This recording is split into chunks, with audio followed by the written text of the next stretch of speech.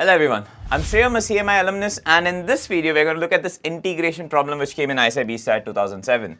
So the question goes something like this: let f(u) be a continuous function, and for any real number u, you define box of u to be the standard greatest integer less than equal to u. So you have to show that for any x greater than 1, you have the integral from 1 to x box u times box u plus 1 times fu du equal to twice the summation of I equal to 1 to box x I times I to x fu du. Now, this seems like a difficult question, right?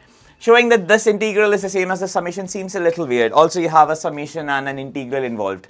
So what we'll essentially do here is we'll somehow show that the left hand side and the right hand side calculate the same thing. So first of all, let's simplify this a little and say that let box of x be equal to some integer m, right?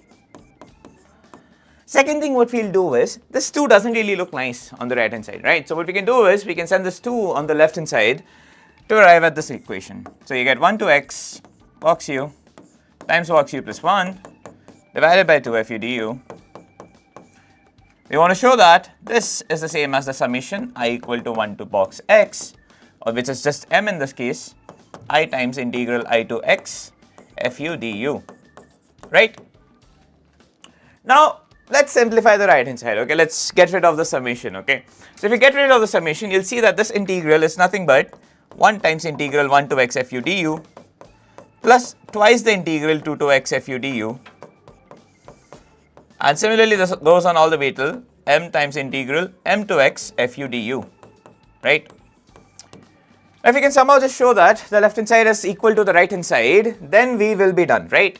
So let's try to simplify the left hand side into this. So the left hand side was integral 1 to x box of u times box of u plus 1 divided by 2 fu du, right? Now, we know that if you are integrating over an interval 1 to x, this can be broken down into integrals over smaller subintervals, right? We can integrate over 1 to 2, then 2 to 3, and so on and so forth, right? So let's do that. So if we do that, this integral is going to be 1 to 2. So in this interval 1 to 2, we can say that box of u has to be equal to 1, right?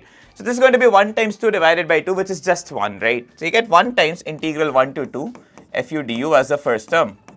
For the second term, when you're integrating over 2 to 3, in this interval now, box of u is going to be 2, right? So you get 2 times 3 divided by 2, which is nothing but the sum of 1 plus 2. So let's write it in that form. So let's write this as 1 plus 2 times integral 2 to 3 fu du.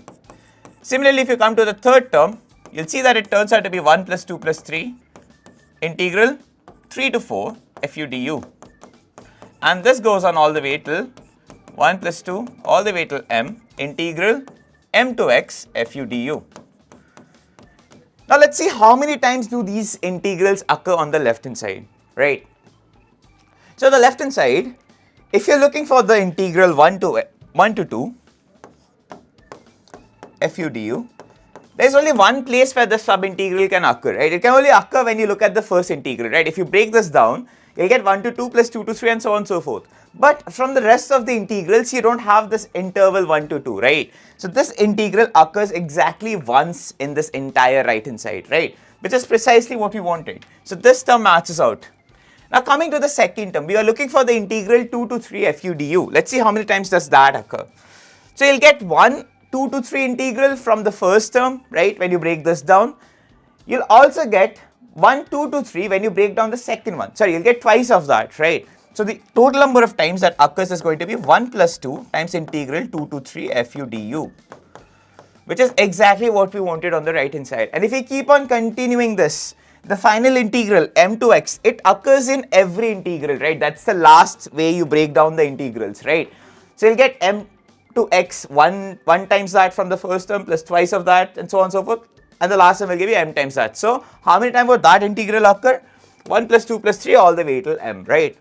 So this is how we solve the question, okay? So we did not use anything complex or anything. All we did was use the properties of integrals, breaking down integrals over intervals, and then we showed that the left hand side and the right hand side precisely give you the same quantity. So if you like this solution, if you want more videos, please do let us know in the comments.